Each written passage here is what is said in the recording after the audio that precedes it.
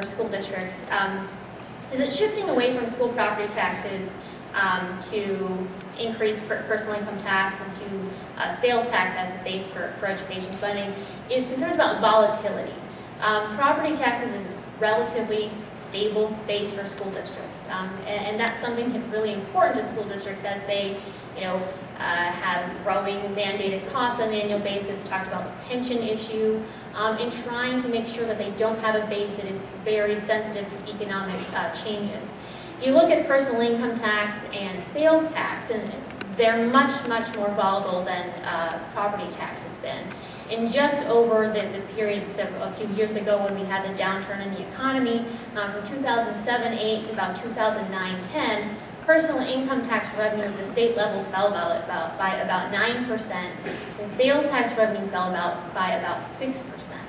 And so that creates some pretty significant concerns if this revenue is going to be what is used to replace school property taxes, and how schools will be funded going forward if we get to another downturn in the economy.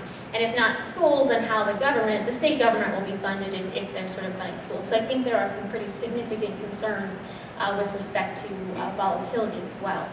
And finally, on the next slide, one of the other big components of this and sort of implications for a proposal like this, and I believe Senator Reschenthaler mentioned this already, is the impact of local control and what happens to local control when we shift all of the vast majority of the funding to Harrisburg and really significantly limit the ability of school districts to raise revenue to cover even their mandated pension costs and mandated increasing special ed costs or charter school costs and healthcare costs.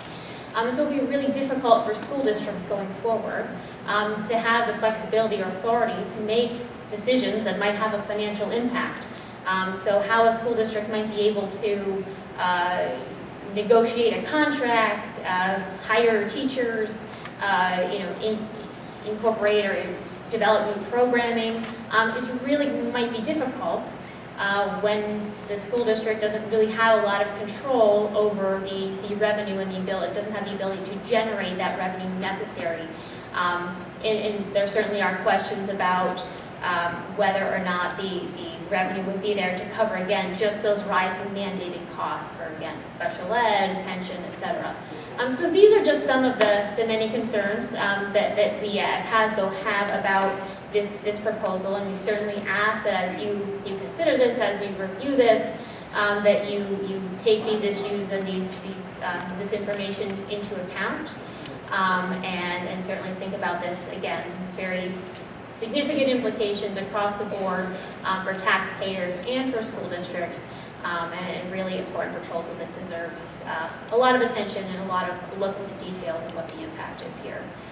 So with that, I'm going to turn it back to Mr. Daniels and talk about the next steps. Thank you.